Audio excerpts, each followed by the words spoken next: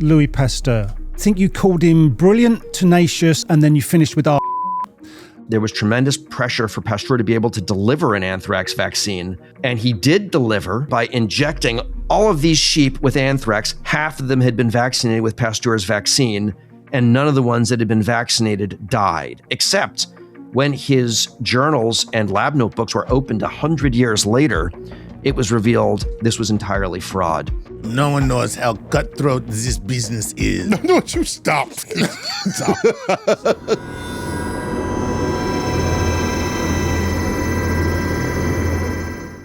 This is StarTalk Special Edition.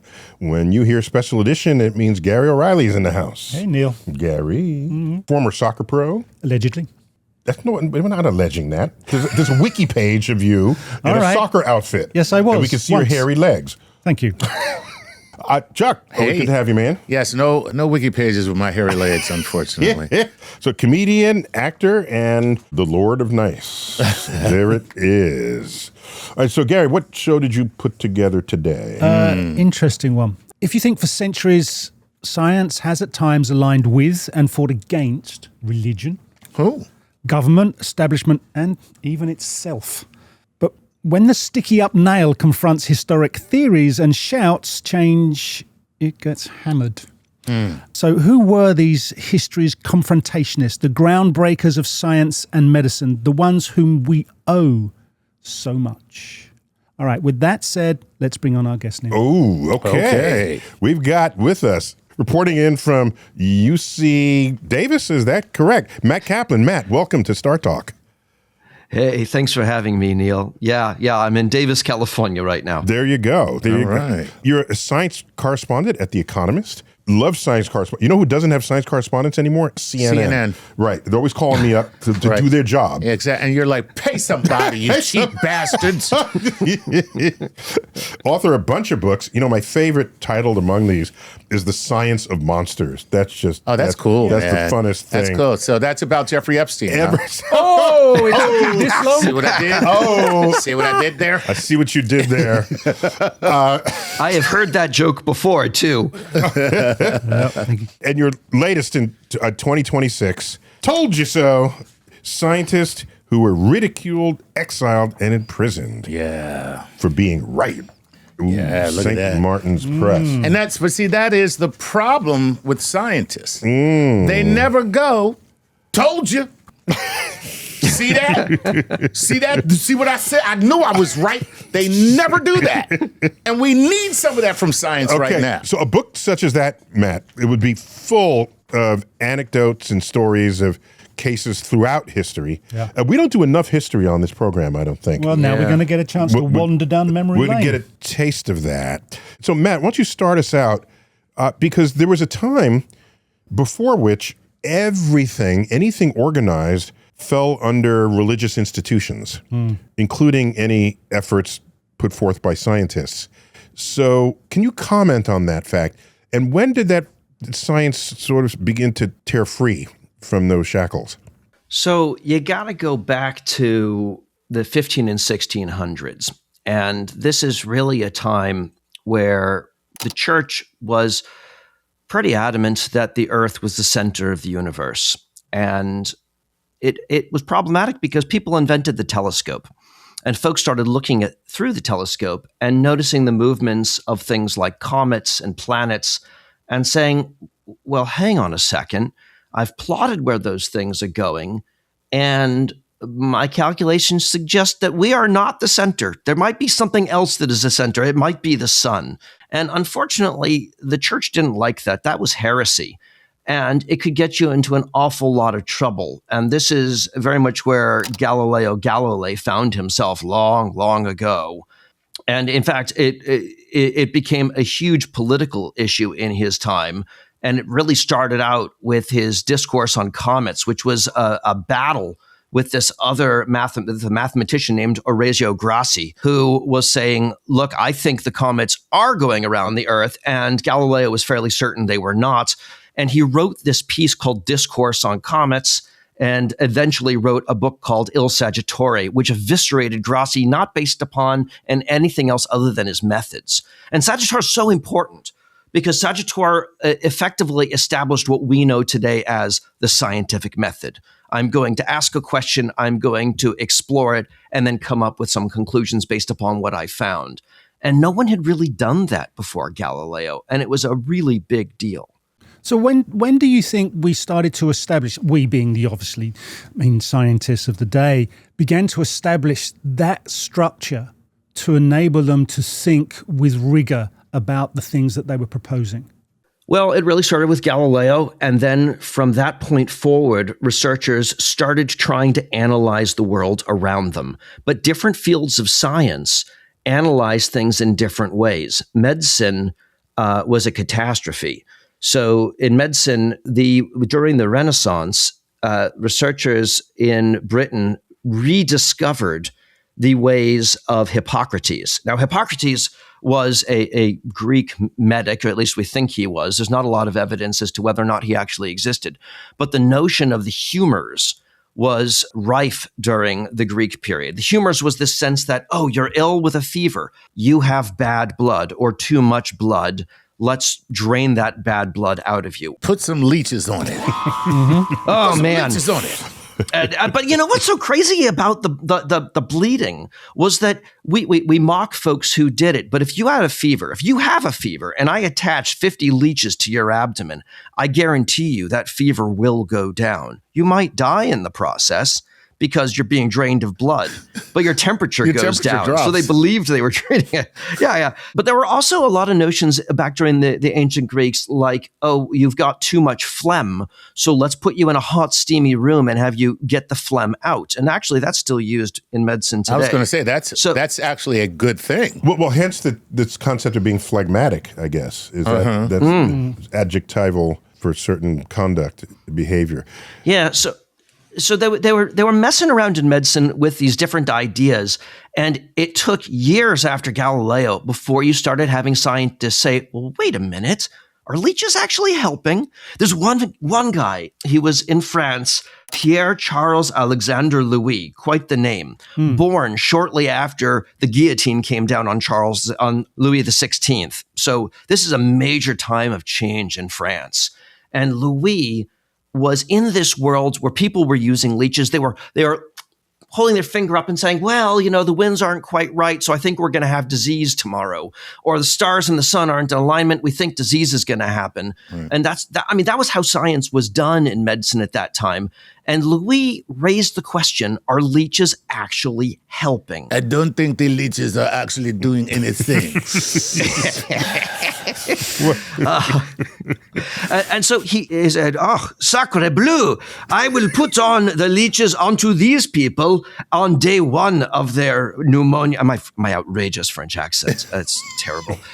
But he tried an experiment where he put leeches onto patients with pneumonia on day one to try to get the bad blood out of them. And with the other half of the population, he put leeches on day 7. Note, he did not create a control group that had no leeches whatsoever, because that would have been heresy. You weren't allowed to not treat people with leeches back then. You needed to apply the leeches. But he found that people who had the leeches on day 1 were far more likely to die than the people who had the leeches applied quite late. And to his mind, that made no sense, because if you're trying to get rid of the bad blood, you should apply leeches early and that will help. But why were so many of them dying if they had the leeches applied early as opposed to late? And so that was the first hammer blow to old methodologies. And he did the extraordinary thing of actually recording his data sets.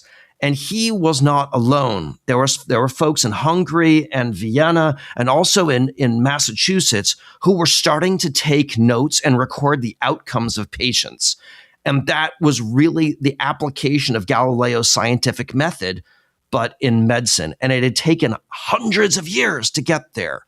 And these people who recorded these notes and said, hey, I don't think this is helping, did not do terribly well. The rest of the populace did not like what they had to say. Many more people would have been alive had those methods and tools made it into medicine sooner. And they, in principle, could have. Is that correct? Is that one of the points you're absolutely. making? So, okay, we could talk about bleeding for starters, right? So Pierre Alexandre Louis was running this experiment and saying, look, I applied leeches on day one and, it was not good.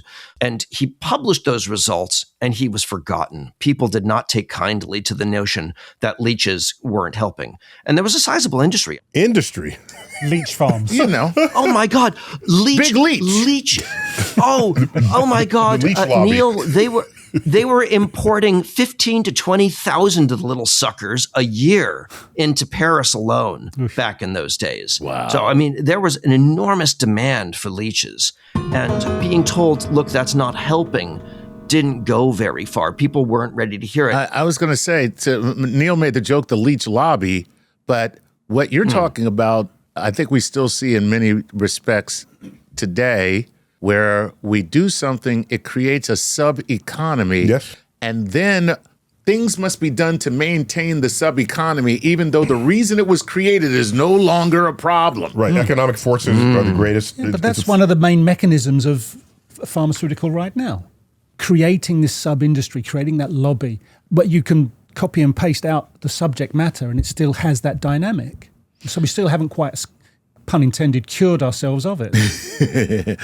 I kind of take, I might not agree with that 100%. I might not, only because of the rigors that are involved with bringing something to market.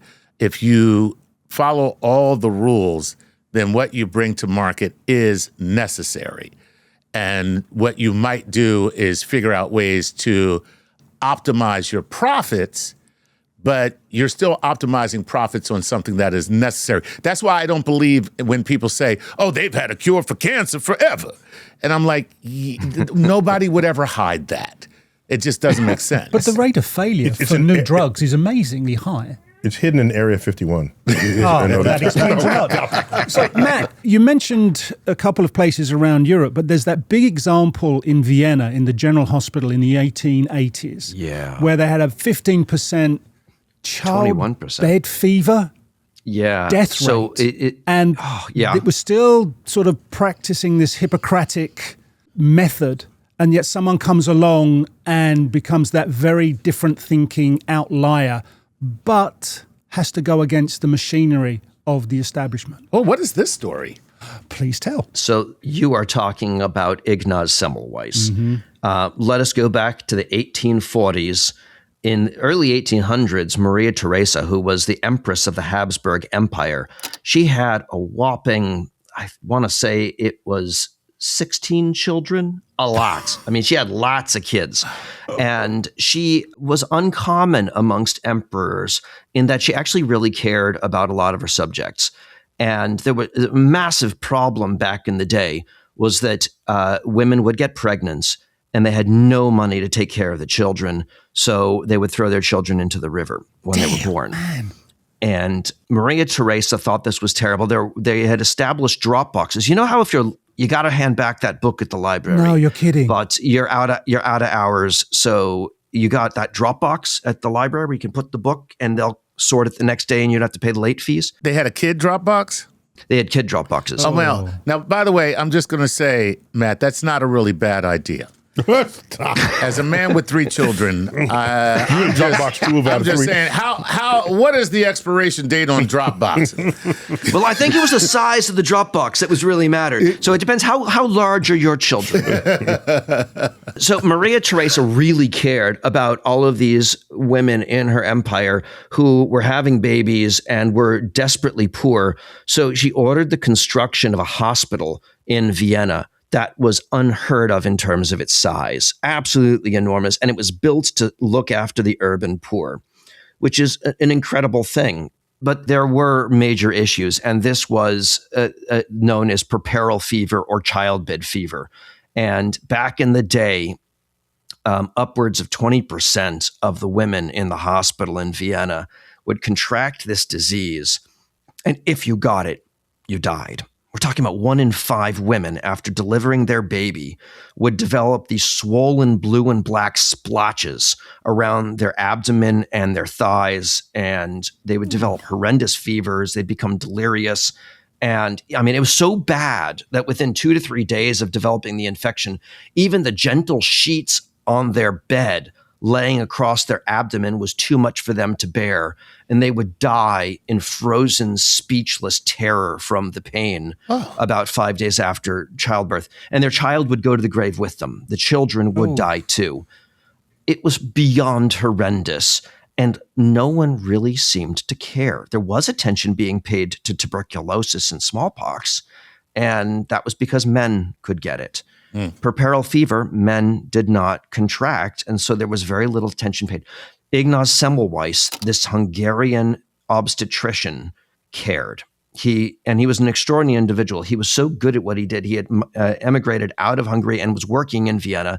Hungary was a vassal state to the Habsburgs, and so it was not unheard of for Hungarians to be working in Vienna. But Semmelweis watched this infection spread throughout the hospital, regularly losing patients to it, and was stunned by the indifference by the doctors at the hospital to the disease. And he set his mind about trying to figure out what caused it and how to stop it spreading. He worked this out, and I can tell you about that if you like. And when he revealed the mechanisms, he ultimately got shouted down and thrown out of his post. Wow. So really what he should have done was cure egos before he tried to cure the disease of childbed fever. Well, that's certainly part of it. But there's so much more to it than that. Yeah. Because we remember Galileo as an astronomer of incredible ability, but we forget what an exceptional diplomat Galileo was. He was charismatic beyond words. He made all the right friends. He moved in all the right circles. When he got into trouble, he was friends with very powerful people who saved his ass.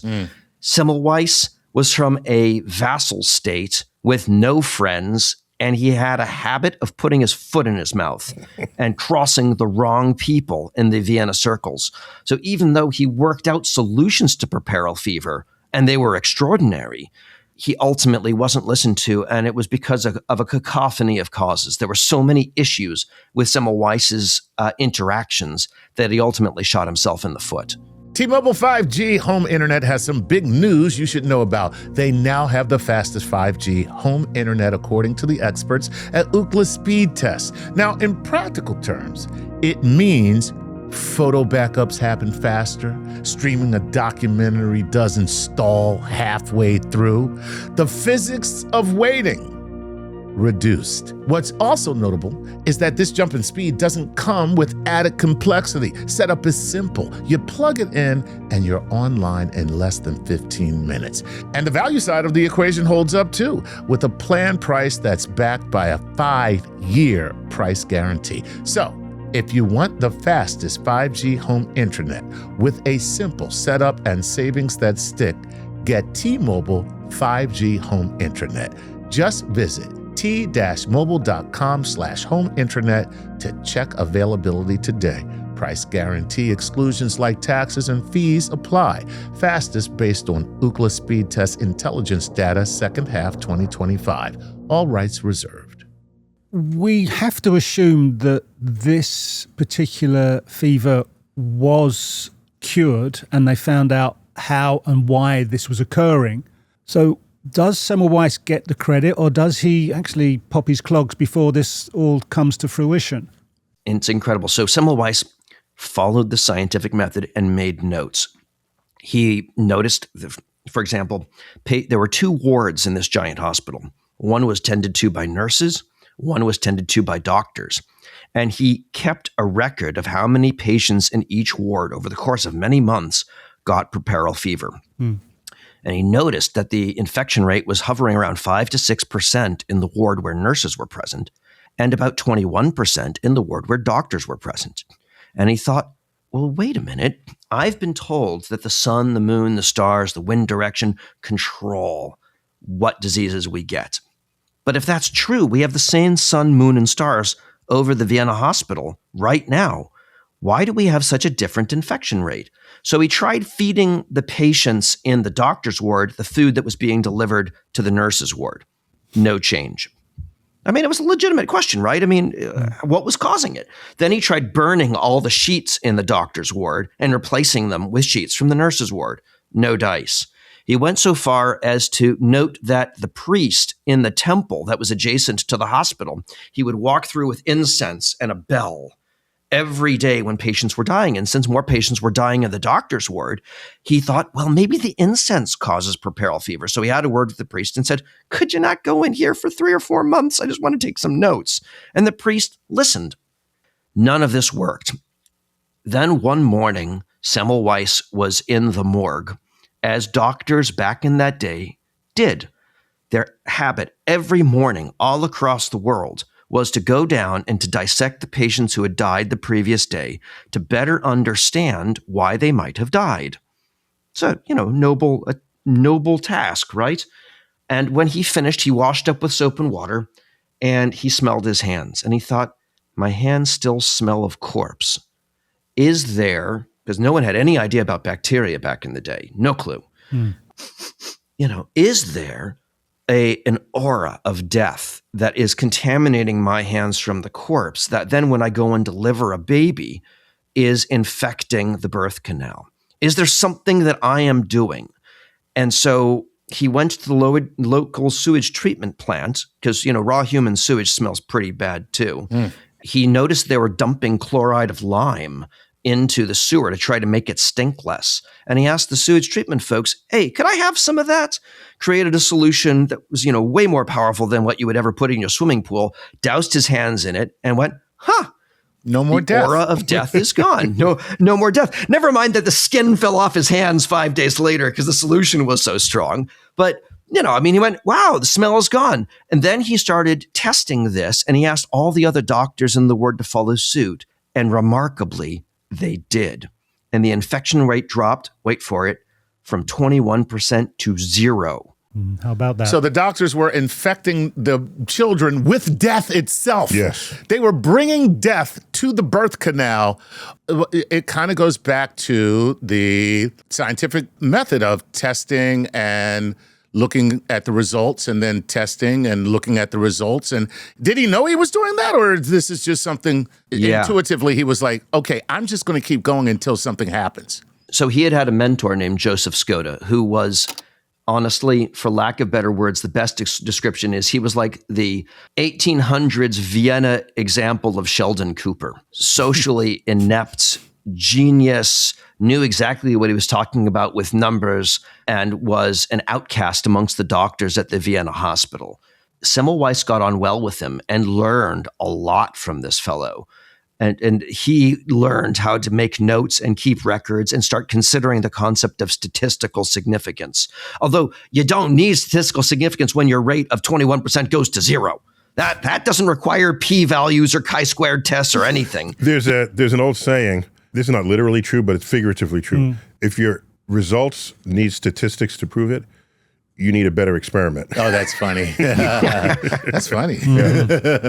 Design a better experiment. No, right. Matt, what eventually is the final chapter for Ignaz Semmelweis? Does he get lauded and adored for his work, or does he just unplug himself from this scenario? Well, unfortunately, it was far worse than that. Oh. It's amazing. He got all of the doctors in his facility to adopt the chlorine washing mechanism and drop the rates of puerperal fever. But Semmelweis had made a lot of missteps politically. Hungary rose up against Vienna because he didn't want to be a vassal state anymore. And Semmelweis had openly supported the rebels against the Austrians. And you have to remember, he was reporting to Austrian doctors. So that did not go well. Similarly, Semmelweis had on multiple occasions derided his supervisors who said, yeah, we have these really bad cases of puerperal fever because the sun, the moon, and the stars are out of alignment. And then Semmelweis, being really not very attentive to social interaction, said, yeah, but we have the same sun, the moon, and stars over both clinics, and the rate is really low in the nurses' clinic. And he would say this in front of the politicians funding the hospital. Right. So it did not win him a lot of friends. Ultimately, he was fired. Even though he had dropped the rate to 0, he was exiled back to Hungary, and eventually a group of his own peers put him into an insane asylum where he died. Wow. And they lived happily ever after. There you go. It was, yeah. So if we moved, Matt, forward a little bit to someone who is probably the polar opposite to Ignaz Semmelweis, Louis Pasteur. Oh, boy. Never met the man, but from having read parts of your book, I believe it would be fair to say he did not lack self-confidence and has a penchant for the deviousness. And I think you called him brilliant, tenacious, something else, and then you finished with arsehole. Would you enlighten us to the Louis Pasteur story? That's kind of cool. Actually. Yeah, sure. So Semmelweis was so mild-mannered in his way, and ultimately, I think, really suffered because of it. Louis Pasteur was theatrical. He understood how to make a demonstration that would grab the limelight. Neil, there are some similarities there. He really knew how to talk, but he had been, as a university student, he had a supervisor named Auguste Laurent, who had been very involved with the student rebellion that you see a lot in this reflected in Les Miserables at the barricades, where the students rose up against the right-wing government to demand rights for the poor. And Auguste Laurent had taken their side, and Pasteur watched as his research supervisor lost funding from the government for being on the wrong side of politics. And it was a valuable lesson to Pasteur because he made sure that he never was on the wrong side of politics, ever. So he knew how to milk the French government for money, but he also knew how to tell a story. And he knew how to make sure that those stories never, ever had flaws in them so that people could raise doubt. So, for example, chicken cholera was a major problem for the poultry industry in Louis Pasteur's day. It's not related to the cholera that kills people, but the end result is basically the same. Cholera causes you to have such severe diarrhea that you die, and it causes chickens to have such severe diarrhea that they dehydrate and die. And Pasteur was in a race to create the vaccine or a treatment for that, and then went on to try to defeat the disease anthrax that killed lots and lots of animals. Wait, just if a chicken poops, how do you know it's diarrhea? Doesn't it all look like diarrhea? It's the sound they make. More liquid, Neil, more liquid. Bird poop is lots more liquid. Yeah, I was going to say, I would. Just triple the liquid and you've got it. And the smell apparently is bad. I've not ever seen chicken cholera in first person, nor do I really want to. Agreed. Anyway, back to anthrax. That sounds quite palatable on the back of that. Yeah, much no better. One ever before. So anthrax was affecting livestock all across Europe, and there was a desperate need to create a vaccine against it.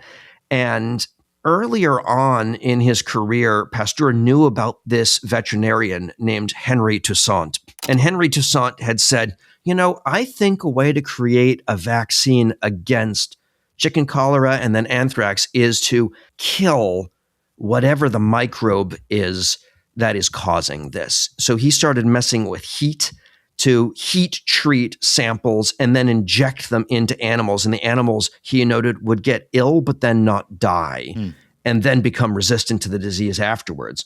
And Pasteur had been on the record saying, I think you are totally off. I think that killing the microbe isn't helpful. I think we need to weaken it.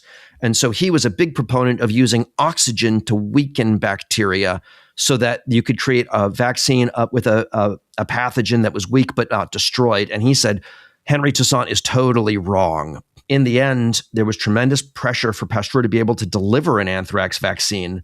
And he did deliver in a very public way by injecting all of these sheep with anthrax. Half of them had been vaccinated with Pasteur's vaccine, and none of the ones that had been vaccinated died. It was a very public demonstration of his work, and he proved that he had created a very successful vaccine, except when his journals and lab notebooks were opened 100 years later, it was revealed that this was entirely fraud. He had stated that he had created the vaccine by exposing the pathogen to oxygen. Not true. He had used Henri Toussaint's mechanism, the one that he had derided and discredited Toussaint for, and lied about it. Toussaint died a pauper. Louis Pasteur went on to be celebrated as a national hero. but it was largely because of Pasteur's treatment of him that happened. And the same thing happened with rabies. Pierre Gaultier, a veterinarian again, had developed a mechanism for creating a rabies vaccine. Louis Pasteur effectively stole that mechanism, created the vaccine, tested it on people, killed some people in the process, buried the evidence that he had killed people along with the bodies, and then lied about the mechanism and where he had got it from, effectively discrediting Gaultier as well. So he was pretty vicious, and he was very successful as a scientist, but not in a nice way. Maybe he should have figured out a way to get light inside of the body. No. Or perhaps a little bit of bleach in a shot glass. Anyone else saw the bleach coming? No? That bleach. I saw it coming. Took you that long to get to bleach in the joke? Very effective. How is it that you have access to this information, and was it revealed earlier in the century? Yeah. So in 2003, it got published in a pretty academic book by, what was his name? I'm going to forget the guy's name, but he translated Pasteur's journals. Ooh. And what was really interesting, actually, in this piece, the author wrote, but you have to excuse this behavior of Pasteur because of the high-pressure environment of late 1800s French academic life.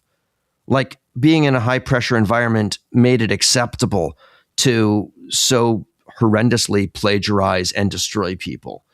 And so, I'm not the one who translated the journals, but the journals haven't had a lot of discussion since they were translated. And I think, it's important to point out that Louis Pasteur, he was phenomenally successful, but he was phenomenally successful. Yes, he was a genius, but he was also very effective at discrediting people who could get in his way. And he was also very good at telling positive stories without mentioning any places where he had faltered. And that was pivotal to him getting money. So no one knows how cutthroat this business is. So he was an a-hole. Yeah, he was a big, giant. But I got to tell you, he was French. That's kind of okay. No, don't you stop. You just throw the nation under the bus. I'm just saying. Like, if whole you're nation. an a-hole and you're French, you get away with it. It's all right. Oh, that's what you're saying. It's like part of their thing. You know what I mean? It's like, hi, may I have some water? You may not. What is your problem talking to me? Matt, come on. There were nice French people. There were nice French. Pierre Alexandre Louis was a really good guy, and he ended up being a mentor to a very important American scientist, Oliver Wendell Holmes, who had also tried to defeat puerperal fever. There are good French doctors. Yeah. Okay, so I love that you found one. Oh, damned with faint praise. In your research, is there any reason why the sun, moon, and stars, particularly the stars, Neil, people thought was influencing health? This is a theme. Influenza actually is influence of the stars. This is something that persisted until like the early 1900s. What's going on there that people look up and say, okay. The fault, dear Brutus, lies not in your stars, but in ourselves. Look at that. Shakespeare. Well said. Yeah. Did you uncover anything that would explain why that is? Yeah. What are the urges? Is it just an extension of astrology at that level? It is and it isn't. So think about chickenpox. Chickenpox has a season, right? It's spring. Influenza has a season, right? It's the winter. Certain diseases, and it was more so back then before we vaccinated people so effectively, certain diseases had certain times. And you could measure that with the stars. You knew where you were, not just based upon whether the leaves were falling, Gotcha. but based upon what you could see with your telescope or even with the naked eye. And so there was this, and also you have the power of narrative. Once people believe something and you've had the story for a long time, it's very, very hard for them to stop believing in it. But there's another side to this. We were talking about the infrastructure underpinning pharmaceuticals and the medical community. There is also the fact that these doctors at the hospitals who were supervising Semmelweis were very, very well established in the Austrian aristocracy. They had it good, and they had a steady paycheck, and there was no reason for them to change anything about the way they were working. They were going to continue getting what they wanted regardless. And actually shaking things up put them at risk of being identified as, wait a minute, you were using this crazy method before, and now it's been proved wrong. Why were we paying you all this money? So you've got the power of long-established narrative with selfish self-interest. And then, of course, you also have the seasonality of these things, which made sense. So they ran into a lot of walls trying to overturn it. And lots of people beyond Semmelweis fought the good fight and lost. So at the foundation here is science and science results. I don't want to absolve Pasteur and others for their impropriety, but you have science intersecting culture and society. And so there are forces operating that are not purely scientific forces. Right. There's fame, there's money, there's influence, power, politics, all these things. They're all in there. These are contaminating forces on the purity of the science that should have none of that. Right. And you wrote a whole book on it. So, Matt, if we fast forward, do you think there's an echo of that malaise still present in our scientific medical environments today? What of the malaise? An echo. An echo. Oh, echo. And if it is an echo, when did the sound go away? When did we move away from all of that as part of the whole process and get down to just science? Unfortunately, we've really not abandoned it. And first of all, by the way, I want to emphasize, actually, Pasteur behaved very badly. Galileo behaved, he was excellent at diplomacy and negotiation in a manner that saved a lot of his ideas. And you don't have to backstab people to take unpopular ideas to get them across in the end. Yeah, but in terms of the a-hole factor, He's stuck with that argument like that. Yeah, you got to admit that when Galileo wrote the dialogue of the two chief world systems, you're arguing there's Earth in the center, there's the sun in the center, and he has these two sort of, let's call them avatars of, one of them is Simplicio, and Simplicio was arguing the points that are not scientifically valid. Gotcha. And he put all of the arguments that the Pope made in the character Simplicio. By the way, that's brilliant. It's brilliant, but it's like... I'm sorry, but that is brilliant. And he publishes it in Italian so that everybody can read it. It's not just Latin. Okay, so that's kind of a-hole. So he's an a-hole, but he's a smart a-hole. See, because that's brilliant. I mean, honestly, that's like you want to convince some people of an argument, so you create two characters, dumbass and smarter pants. Right, but if the dumbass said all the words that the Pope said, and the Pope is powerful. Well, but guess what? It's like then you look at the Pope and say, well, that's not you, that's dumbass.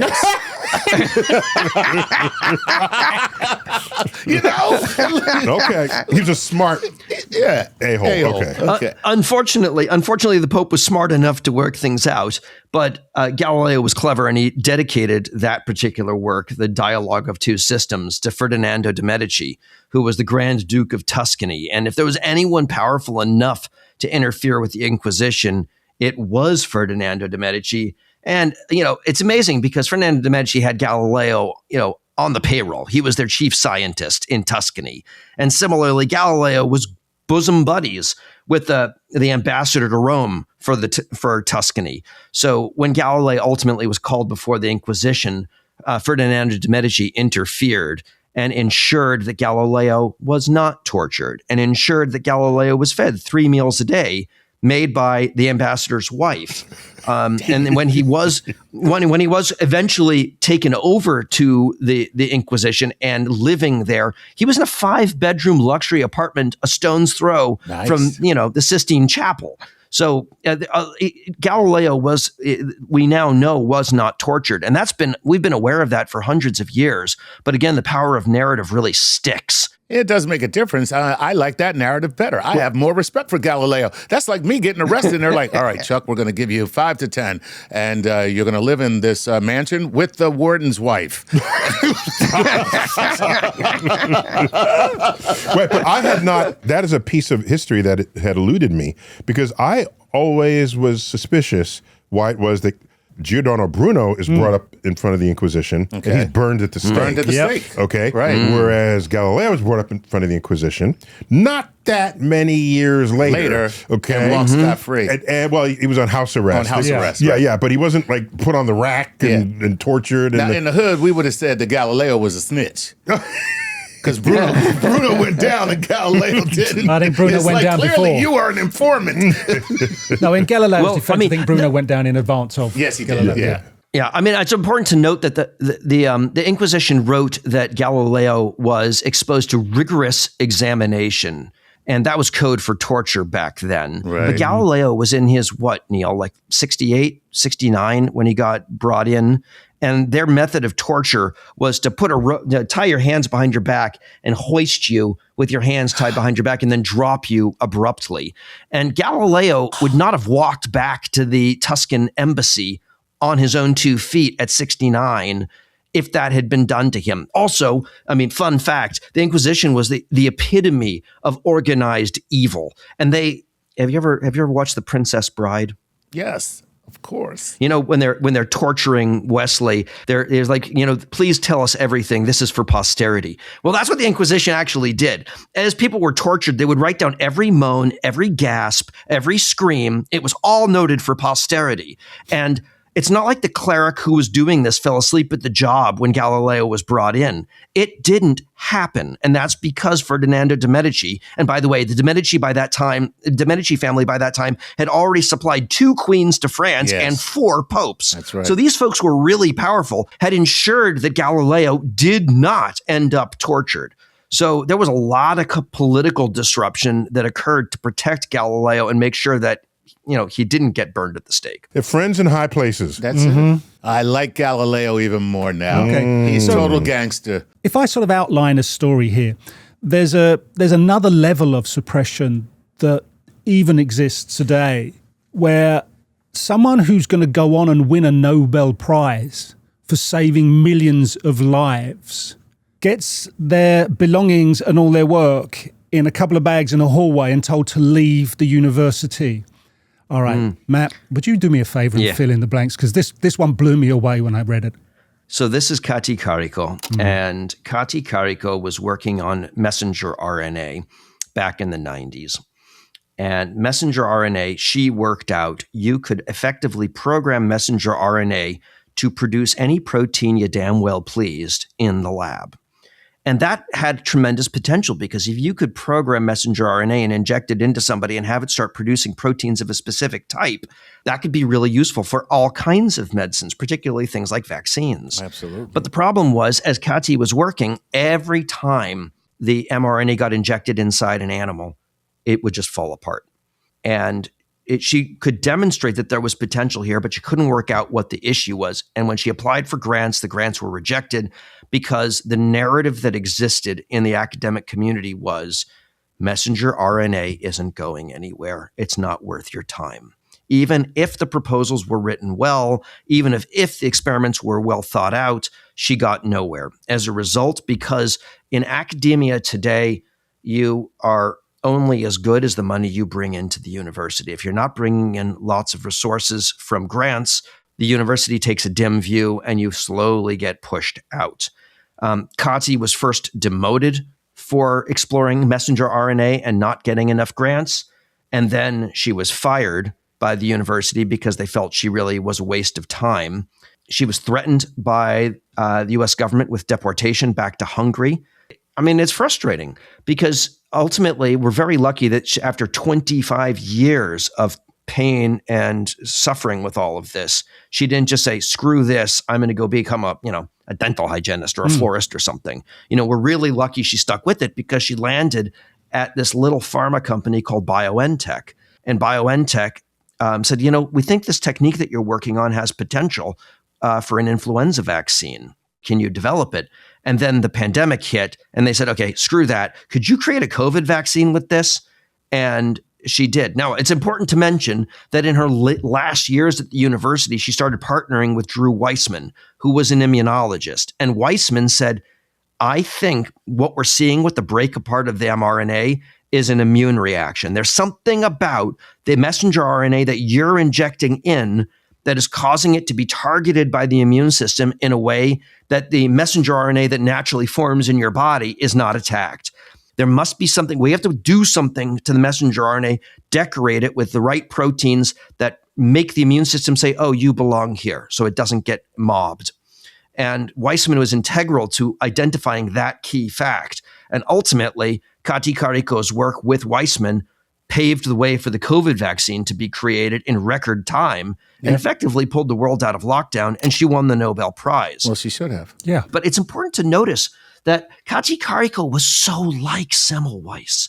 Semmelweis believed that he didn't need to publish. He didn't feel like he needed to stand on a soapbox like Pasteur and shout about his ideas. He didn't feel like he needed to manipulate the government or convince them to do anything. He just believed that doing good work would get him somewhere.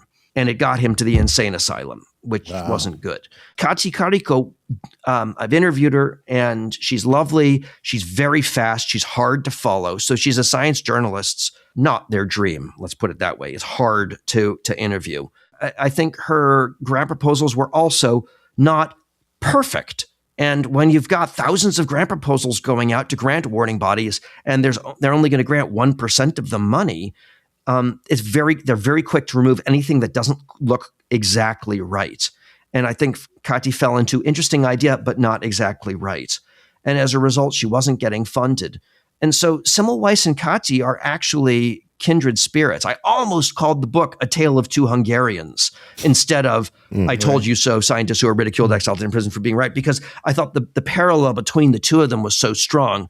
But then you also look at other people who are on to childbed fever, puerperal fever, and trying to defeat it, and other scientists who were right and got excoriated for it. And I realized, no, I don't want to make it just about these two Hungarians. It's a bigger story. But we see it all the time in science today, and it's terrible. But you know what? Let me just for one second, I just gotta, because I don't want us to veer into a place where right now there's this pervading sense amongst people who are wellness influencers and people who are anti-traditional science.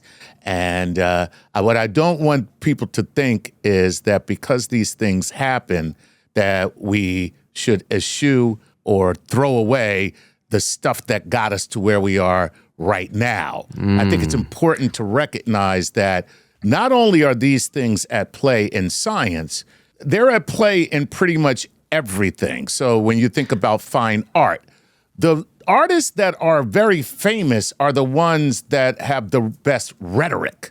They're not necessarily the most talented. They're the ones that can talk about their work in ways that are soaring and aspirational, or they have someone that does that for them.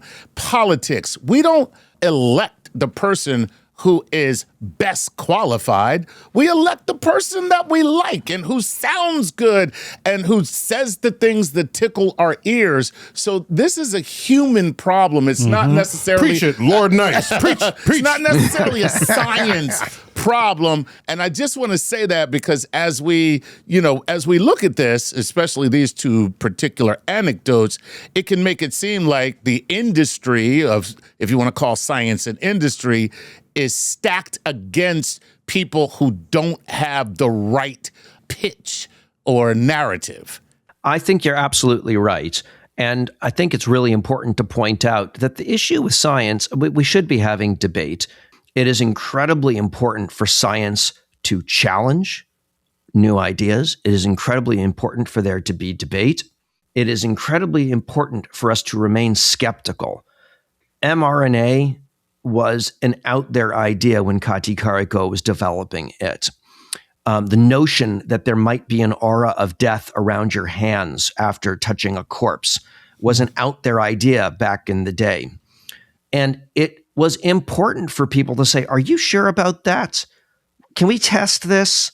Those are important responses to have. What's not okay is to engage in character assassination and to imprison people or exile them because you don't like what you're hearing. That's not what science is about. And let's be honest, science has got a man on the moon. Science has been able to transform HIV into a manageable condition from a death sentence. Science is doing look at the number of people living in deserts because of desalination plants, which are now all threatened by missiles. But never mind. The technology and the science has got us so far. So we don't want to abandon what we've got.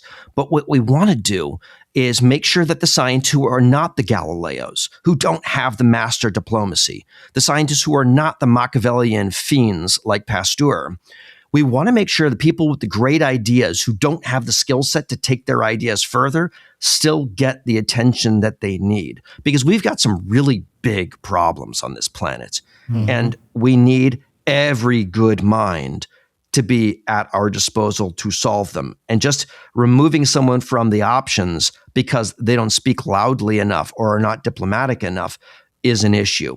And part of that comes down to scientists. We've got to work with scientists to have them better communicate what they're on about. But it also is about the public, and it's about journalists. Science journalists in particular, have a tremendous responsibility to not just say, hey, look what was discovered, but to say, this scientist wondered this, they did this to find out, and look what they discovered as a result. You've got to tell the story so that the public understands. Mm-hmm. During the pandemic, science's process was exposed in some pretty big ways.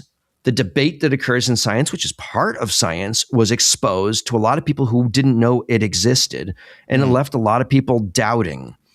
And we've got to do a lot of catch up here to make sure that everyone understands how science works. The newspaper I've spent my entire adult life writing for has forever argued against the phrase laws and sausages. You never want to hear how they're made because they're both disgusting. The Economist has argued that you gotta talk about how laws are made to have a healthy democracy. And I think we have to do the same thing with science. We have to talk about how it's being run so that the public understands that debate and questioning and replication, and then discovering when the replication reveals that an initial experiment was invalid, that's okay. That's normal. That's how it's supposed to work. Absolutely. But most people don't understand that. Yeah. Nope, that's lame. Mm-hmm. Ready? Do you harbor questions about the universe? Some long-held bit of cosmic curiosity lingering within you? Or questions about anything at all? You can become a Patreon supporter of StarTalk. You have access to our exclusive question line on our website. Those are where we draw our questions for our cosmic queries. Some of the most extreme objects in the universe. StarTalk is a work in progress where we, every month, come up with some new way, some new idea, some new understanding of how to bring the universe down to Earth. We could not do that without your support. Thank you. And as always, keep looking up. So with Kati and her Nobel Prize, does she now break the glass ceiling? Is there any movement in the needle? After her phenomenon, her story. Yeah. So I don't think the glass ceiling is so much an issue about female making their way in science versus male, although there's certainly elements of that. And I don't think it's a matter of Hungarian versus American. I think the glass ceiling that really needs to be addressed here is it's an out there idea, and look, she was right. And I think we are starting to see reform, and I'm really excited about it because a number of organizations, several governments, including the Austrian government, which I think is hysterical, the Willem Foundation, Volkswagen, are supporting programs that democratize funding in research. And let me expand on that for a moment. So right now, you write your grant application, and it's considered by a grant committee. And the grant committee can probably award 30 labs funding, and they get thousands of applications. So the competition is fierce. And there's no doubt that when you get 1,000 applications, it's really easy for the grant awarding body to say, okay, these 650, they're not close. Remove. Let's just get those out of the pool. You're left now with 350 grant applications, but let's say you can only give 50 of them funding. Rather than try to discern the difference between good, great, and excellent, which is really hard to do. And all of our studies show that when you're trying as a grant body to differentiate between good, great, and excellent, you often are subtly affected by, who published this? Who wrote this? Is this from Harvard? Or is this from the University of Witwatersrand in South Africa? Or is this an application written with a vague accent in English that makes it obvious that the person is an English second language speaker? You're not even aware of these kinds of biases, but we know that when people are trying to separate from great and excellent, those biases start to impact. We also know that if the idea isn't all that well established, still well thought out, but not well established, that's a strike against you too, which makes our research less creative, less innovative, and we continue to do more of the same rather than coming up with new ideas. So a way to solve that problem is to create a lottery. You take those 300 or 350 good, great, and excellent applications, and rather than try to select the top 50, say, you know what, we're putting these all into a fishbowl, and we're going to select them at random. Or select 25 that you think are all outstanding, and the remaining 25 will be selected from the fishbowl. And the cost to this is you got to buy a fishbowl. You probably need to get some blindfolds, and then you're going to pull them out at random. But there's very little cost to this, and it would start to spread out the creativity in our science a fair bit more. I like that idea. That's a great idea. Once you take out the bottom fraction, right, and then you pluck the very top that everyone agrees with, if the rest could be so subtly filtered just by institution or accent or name or whatever, then that's bad. Right. That is bad. That's just bad. Right. So you just make that random. I love that. Yeah. I love that. Has that been implemented? It is. So the Willem Foundation is doing it. The Austrian government is supporting it. I think British Medical is starting to consider it. There are a number of places that are rolling this out. And I think it has the potential to bring about more creativity and more tolerance for outside ideas and researchers who might normally not get the attention of big grant awarding bodies. Mm-hmm. And I don't want to say that this is my idea. Other people have had this idea, but it's starting to make its mark. And I think that's a good thing. You know what else would be good is if governments just gave more money to science. How about that? I mean, that's a novel it's idea. True. How about the richest nation in the world, in the history of the world, just gives, a percentage more to science? It would change everything. Well, it actually would reduce fraud, because when you're a scientist and you've got to pay your mortgage and you've got to put food on the table for your kids, ensuring that you continue to get the grant money is incredibly important. And if an experiment is not working out and you're off by just a tiny fraction of a percent, there is a powerful incentive to adjust the numbers in a manner that no one would ever detect. And that leads us to more Louis Pasteur-like behavior that's becoming ever more common. And right now, you do that, and I mean, that's bad, because if you and I were to steal $100,000 from a bank, we would go to jail. But if you lie about your results and someone reads those results and goes, oh, that's really interesting, I want to run a follow-up experiment on that, and applies for a $100,000 grant to follow up, but they don't know that your work is fraudulent, they have now just taken $100,000, very likely from taxpayers, to do work that is built on a house of cards that is going to collapse one day, and it's a waste. And right now, if you engage in fraud, there's very little punishment other than being put on administrative leave from the university and being removed from your teaching circuit. It's right. If we were to establish some significant penalties for engaging in fraud and also establishing some better systems for detecting it, that would probably help too. But if you increase the pressure on researchers by cutting funding, it increases the pressure for them to then behave badly. If we ease the pressure, then I think fewer people are put into that sort of a situation. Matt, before we wrap this up, I have this one thought that's sort of stuck in my mind. We are experiencing in some places an anti-science stance. This history lesson that you've brought to us today, which was very enjoyable, will it... Illuminating. We don't enjoy stories of people lying and cheating and stealing. Illuminating. Thank you. It is. This illuminating history lesson. Will it actually teach us anything? Are we going to rinse and repeat, or will we be learning, do you think? The first step to resolving the anti-science stance that we've got, and I was just talking about laws and sausages and talking about how science needs to communicate what it's doing better, because there were a lot of miscommunications during the pandemic. I think talking about the problem, recognizing that we've got a problem, and then stating how we're going to solve that problem by having scientists communicate more clearly, getting the science journalists on task, and educating the public as to how science is supposed to operate. We're supposed to argue. We're supposed to get things wrong. I think that will help a lot. Okay. I would add to this something that has yet to come up. You have picked from the history of science these examples that are most egregious. We agree. Some are even offensive when you lay it out for you. Yeah. Very French. And so this is it's kind of let's call it a knee-jerk reaction of the scientist to reject something that is novel, new, odd, or unusual. Let's just say that for the moment, okay?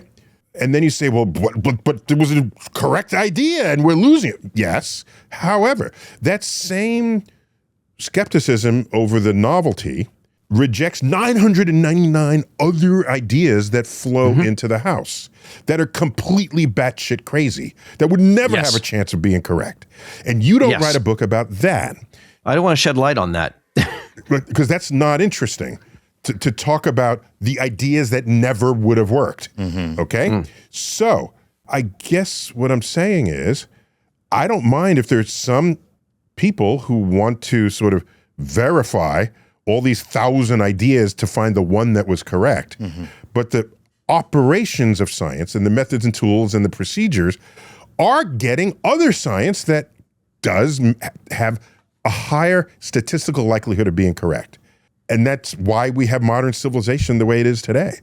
Okay, science is an active, functioning enterprise.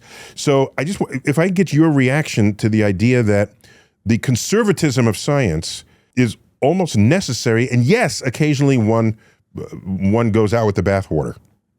So the conservatism of science is not just necessary, Neil. It's critical. It's healthy. It's like the immune system. It looks at things that it recognizes, and then when it sees it totally doesn't recognize, it attacks it and removes it. Very, very, very good example. Biologist, there you are. But there is a difference between being skeptical, challenging, and saying, I don't think that's right. I don't think that's right. And you may have to say that dozens and dozens of times. And that is part of science, is saying, look, I've analyzed your methods, I've looked at your theory, and I disagree. And that's fine. That's what you have to do in science, because as you point out, there's lots of batshit crazy ideas out there. What we can't do is take the gloves off.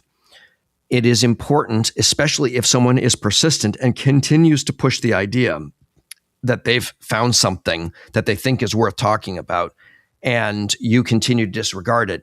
It is important to continue to hear them and say, nope, I've thought about it and you're wrong. A good example is Alfred Wegener, who looked at the continents and said, hey, look, South America fits into Africa. Isn't that interesting? And look, the rocks on the coast of New England match the rocks that are on the coast of England.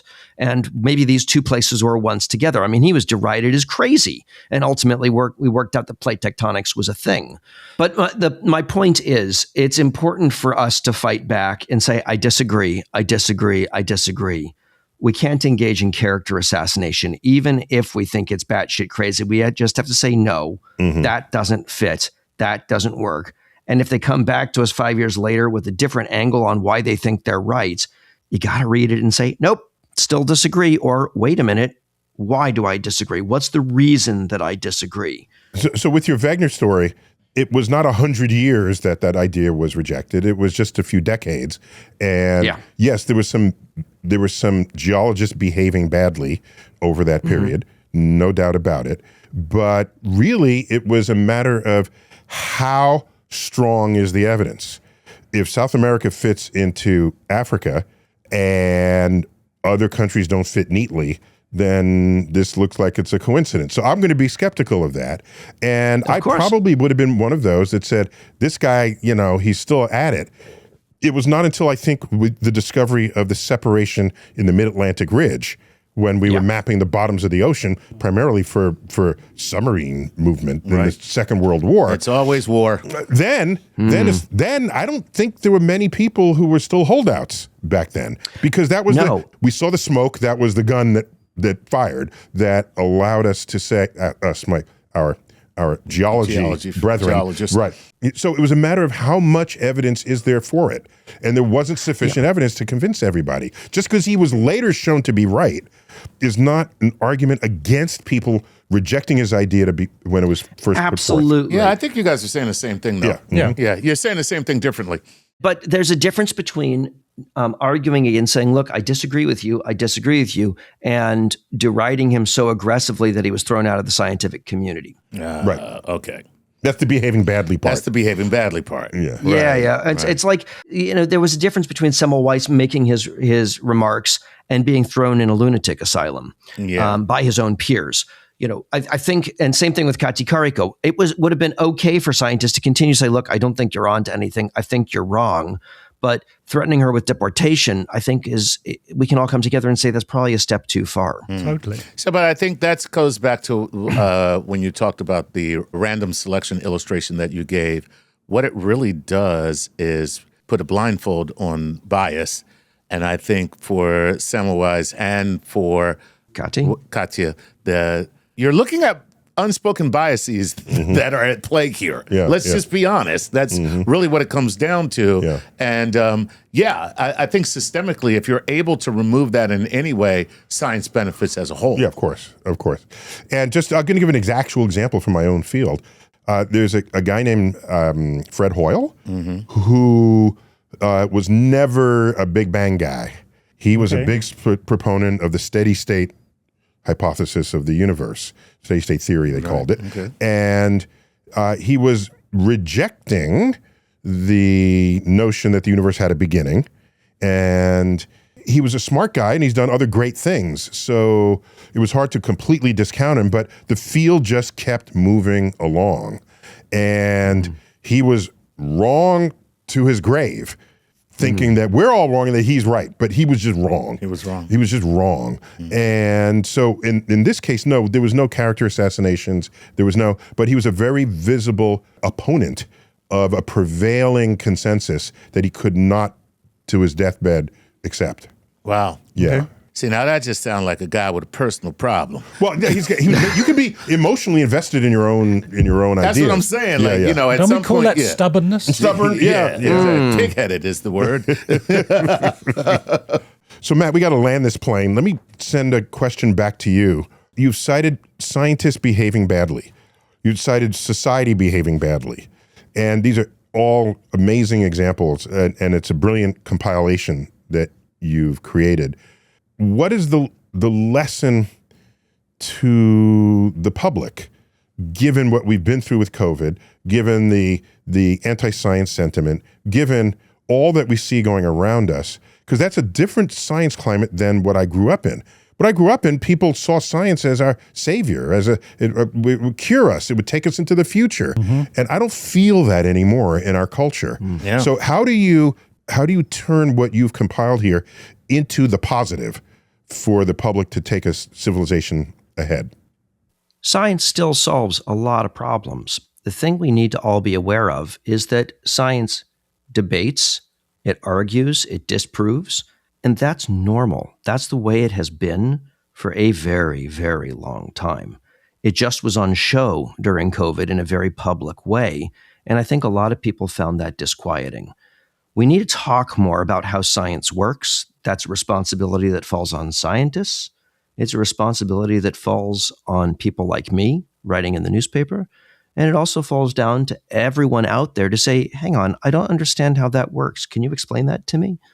And we need to start asking more questions and being more tolerant of the fact that sometimes science doesn't know. And we're still debating it and trying to figure it out.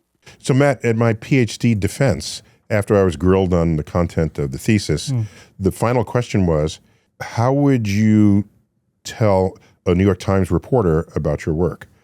Okay. That was just part of it. Just can you translate this? Can you make this sensible to someone who's not an expert? And that doesn't happen enough in the sciences. There's we're not trained, nor is it valued. What is your capacity to communicate? It's just not. So that's a big problem. No. That was in your list there, Matt. But also, I knew this while it was happening, but there was nothing I can do about it. Because COVID was a novel. That's what it was called, the novel coronavirus. Correct. Okay, so I was thinking to myself, what they should do is every week, whoever was the chosen person to report progress on this, you don't get a politician, you get someone that's got some expertise, like Fauci. Okay, it was him. He was the voice. He was the voice. Yeah. So here's what should have happened, and I knew this at the time. Every week, what he should have done was get up there and said, "This is what we know today. This is our recommendations based on the science research up to the moment. Check back in a week in case some of these results have changed based on more evidence that has arrived." Right. Then people would have seen a scientific process unfold in real time. Right. Mm-hmm. And so, but when I hear people say about anything, they'll say, even scientists don't agree on this, as though scientists sit back in our chairs with our legs up on the table, masters of everything we know. Right. No, on the frontier, that is so not the case. So do you agree with me that would have been a science lesson for people, and there would have been less cynicism to derive from that whole episode? Not only do I agree, but I think that the culture of science doubt that we are faced with now would either be greatly diminished or non-existent if we had engaged in that behavior during the pandemic, because we shattered people's view of science being an answer machine. Right. That's a perfect sentence right there. And we revealed quite publicly how science works. There you go. And that's the problem. I think what also has to happen is the public has to understand that, oh God, I'm going to get in trouble. Most of the people look at science like religion. Religion has answers. Whether the answers are right or not does not make a difference.